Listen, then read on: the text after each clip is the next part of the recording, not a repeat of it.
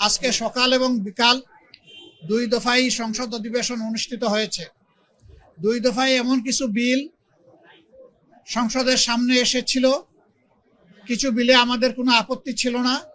আমরা মনে করি যে এইগুলা জনস্বার্থে প্রয়োজন, সেই বিলগুলোতে আমরা সম্মত হয়েছি এবং সর্বসম্মতিক্রমে সেটা পাশ হয়েছে। আবার কিছু বিল সংসদে উত্থাপন করা হয়েছিল, যে এই বিলগুলোর মাধ্যমে সুস্পষ্টভাবে জনগণের অধিকার হরণ, সুপ্রিম কোর্টের এখতিয়ার কেড়ে নেওয়া এবং নির্বাচনী ব্যবস্থাকে ধ্বংস করার পায়তারা ছিল। আমরা সেই বিলগুলোতে আপত্তি উত্থাপন করেছিলাম। আমাদের আপত্তিতে আমাদেরকে সুযোগ দেওয়া হয়েছিল প্রথমে 2 মিনিট। আমরা প্রতিবাদ করে বললাম যে 2 মিনিটে তো কোনো বক্তব্য উপস্থাপন করা সম্ভব নয়।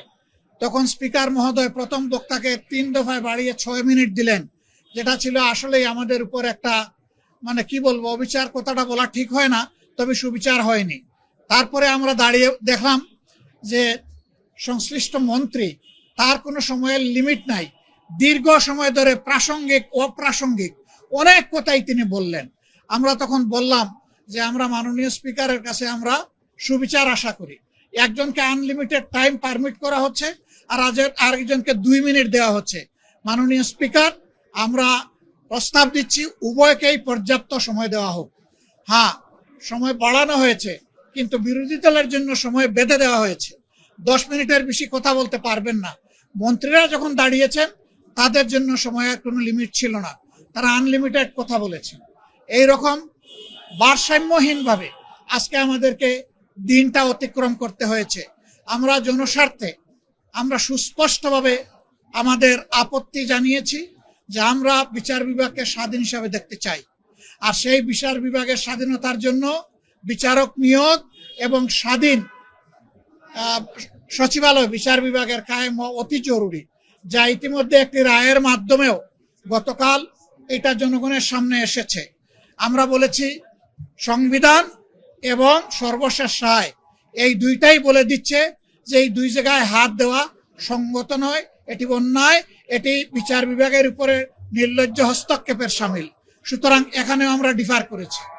এরপরে বিচারক নিয়োগের ক্ষেত্রে কোথায় এসেছে, তারাই যুক্তি দিতে গিয়ে প্রমাণ করেছেন যে অতীতে দলীয় বিবেচনায় যে সমস্ত বিচারপতিদেরকে নিয়োগ করা হয়েছিল তাদের হাতেই বিচারপতি খায়রুল হকের জন্ম হয়েছে, বিচারপতি মানিকের জন্ম হয়েছে এবং শপথপত্র রাজনীতিবিদ জনাব এনায়েত রহিমের জন্ম হয়েছে। তারা এটা স্বীকার করেছেন।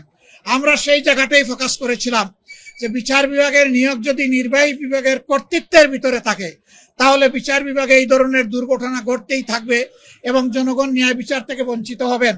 কাজেই আমরা চাই না যে এখানে নির্বাহী বিভাগের কোনো কর্তৃত্ব থাকুক। ইন্টারিম গভর্নমেন্ট যে অধ্যাদেশ জারি করেছিল সেখানে কার্যত নির্বাহী বিভাগের কোনো প্রভাব ছিল না। তারা আগেরটাই ফিরে গিয়ে তারা প্রমাণ করলেন হাসিনা খারাপ কিন্তু হাসিনার নীতি ভালো। আমরা সেম বলতে বাধ্য হয়েছি। এটা কখনো হতে পারে না।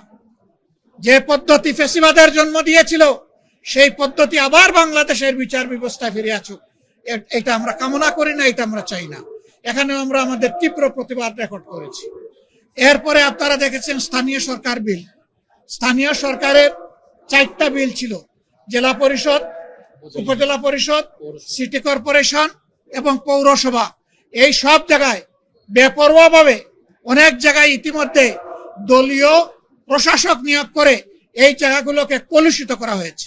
অথচ বিএনপি তাদের 31 দফা সংস্কার প্রস্তাব এবং তাদের নির্বাচনী ইশতেহার 2 জায়গায় পরিষ্কার বলেছে স্থানীয় সরকার লেভেলে যদি কোনো নির্বাচিত জনপ্রতিনিধি মারা যান অথবা কোর্টের দ্বারা সুস্পষ্ট দণ্ডিত হন সেই ক্ষেত্রেই কেবল প্রশাসক বসানো হবে, অন্যথায় নয়।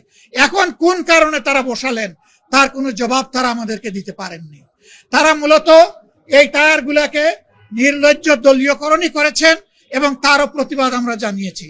আমরা আশঙ্কা করছি এইভাবে বাংলাদেশের সবগুলো প্রতিষ্ঠানকে একদলীয় দলীয়করণ করা হবে।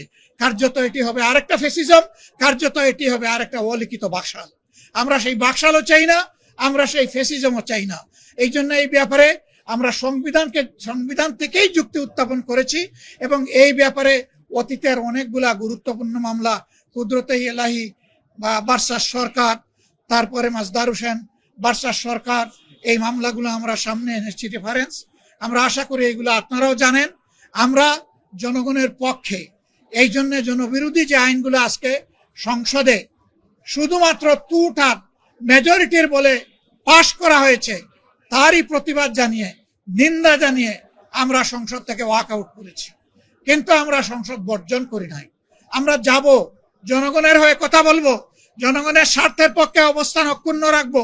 জনগণের স্বার্থের বিপক্ষে কিছু হলে আমাদের কণ্ঠ আবারও গর্জন করে উঠবে জনগণের অধিকারের পক্ষে ইনশাআল্লাহ তাআলা রাজিম। সাংবাদিক বন্ধুগণ, আপনারা পাশে থাকবেন। প্রিয় দেশবাসী, আপনাদের অধিকারের জন্য আমরা লড়াই চালিয়ে যাচ্ছি, লড়াই আমরা চালিয়ে যাব। কোনো অন্যায়ের কাছে আমরা মাথা নত করব না। আল্লাহ হাফিজ।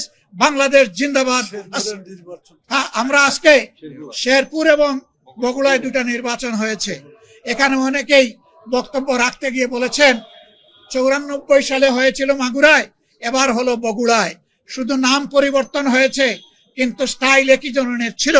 দলীয় সরকারের অধীনে তাদের কমিটমেন্ট ছিল তারা রাষ্ট্রীয় কোনো প্রতিষ্ঠানের উপর হস্তক্ষেপ করবেন না। আজকে কি হয়েছে জনগণ দেখেছে। শেরপুর 3 আসনে এর আগেও আপনারা জানেন আমাদের একজন সহকর্মীকে হত্যা করা হয়েছিল, একটা উপজেলার একজন সেক্রেটারি মৌলানা রেজাউল করিমকে। আজকে আরেকটা উপজেলার একজন সেক্রেটারিকেও হত্যা করা হয়েছে। আমরা তার নিন্দা জানাই এবং এই 2 হত্যাকাণ্ডে দোষী, দুষ্কৃতিকারী, হত্যাকারী, খুনি যারা, এদেরকে বিচারে আওতায় আনার জন্য আমরা এই সংসদের স্পিকারের মাধ্যমে সাহায্য কামনা করেছি।